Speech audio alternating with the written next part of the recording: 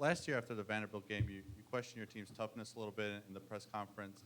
How do you feel they kind of took that in those coming weeks, and do you kind of see messages like that from last year translating this year a little bit? I think we practice better this year. I think we play harder. I think we're definitely an improved team. I think that it's there's just kind of a growth process to the whole thing. I think they draw on some of the messages, but also you got to reinforce them too.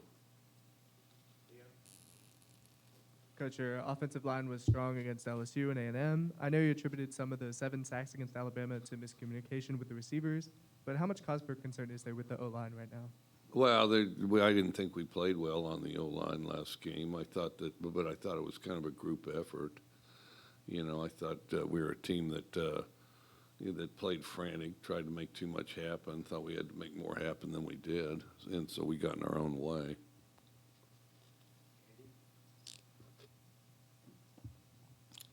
Alabama had a lot of yards. Next question. You're not asking any questions. Coach, the Alabama game notwithstanding, when you look back at this offense and kind of look at where they are right now, what's your thoughts on where things are, and is it about where you want it to be as a whole? It's never where you want it to be, but we just got to keep improving, keep grinding, keep improving. Mike, I noticed the last couple of games you have J.J. Jernigan listed as the starter at running back on the depth chart. Was there anything in the bye week or just what you've seen from him this season to kind of get him to that point, and do you kind of expect him to get some more snaps moving forward? Well, I think he's really a good player. I think that, he's kind of made a move there, and I think those 3 are pretty interchangeable, and so really I expect all 3 of them to play.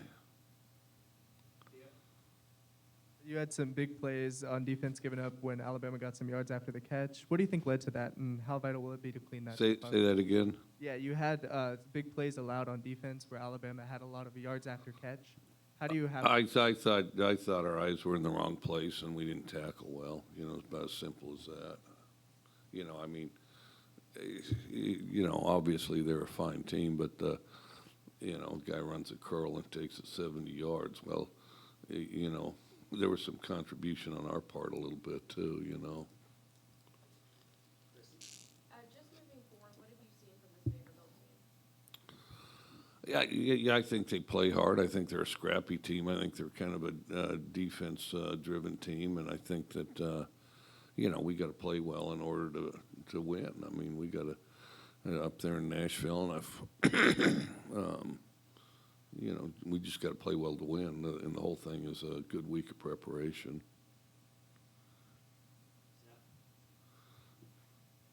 I haven't really asked about Jack Abraham since fall camp. What kind of role is he playing with the team right now? Is he still taking part, practices, scout team? How's he kind of fitting in? No, he's not on the team right now. Coach, you got Brandon Ruiz back in the lineup, and obviously he kicked well the other night.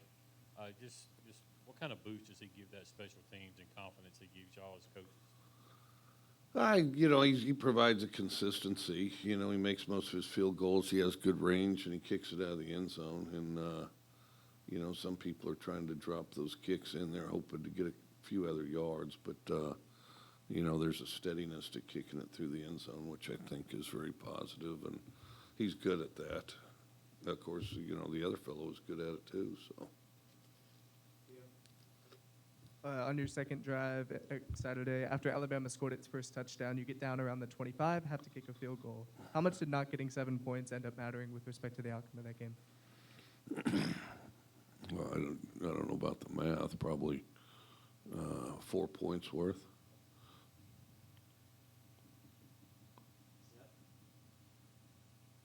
I know it was a topic of discussion at SEC Media Days, just how NIL would kind of play into the college landscape. Now that you're kind of going through a season and some of your players are signing deals, I mean, what kind of role do you see it in locker rooms or recruiting or just around the nation that you've heard about it?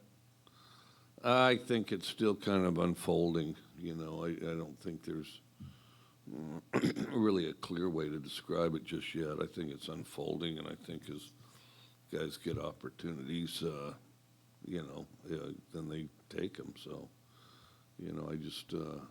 and we'll see what happens. I wish I knew more. I'm kind of waiting to see what happens myself.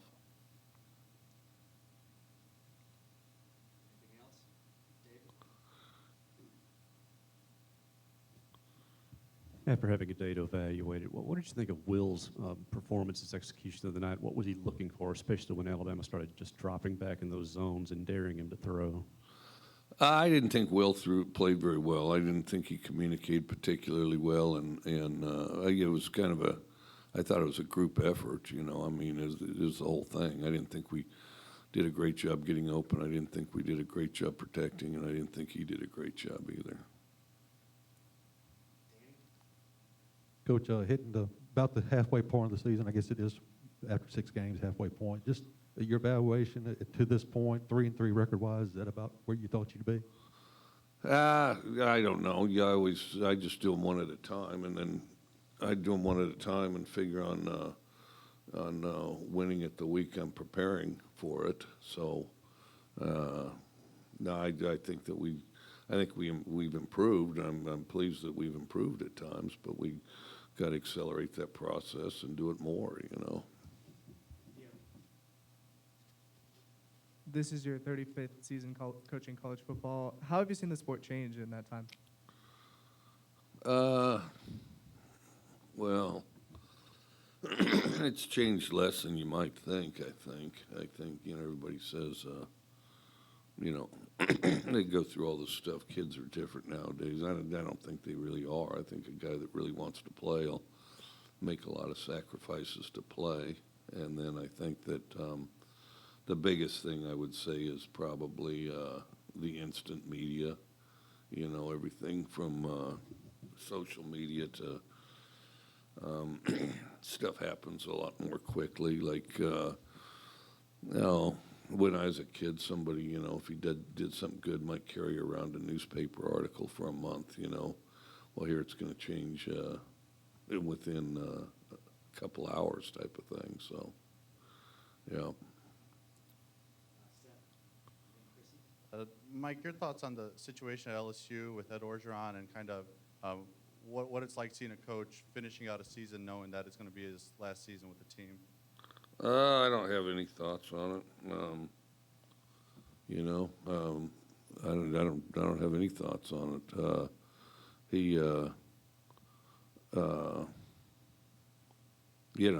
I think that obviously they're looking for somebody, so we'll just let them sort it out. I'm kind of preoccupied with Vanderbilt and things like that. Cliff Kingsbury is 6-0 running the area with the Arizona Cardinals. Have you communicated with him at all? And what are your thoughts on the season they're having? Running the season? Yeah, we text back and forth. No, it's impressive, really good, and I'm really proud for Cliff. I mean, a very sharp guy, and Cliff for all his kind of pretty boy GQ stuff was an incredibly tough guy. I mean, Cliff was one of the toughest players that I ever coached. Actually, as A&M, I saw he got hit hard 22 times and threw for 337 yards at Kyle Field one day. And then, I mean, he was an incredibly, not just a good player, but he's an incredibly tough player. So. Anything else? All right. All right.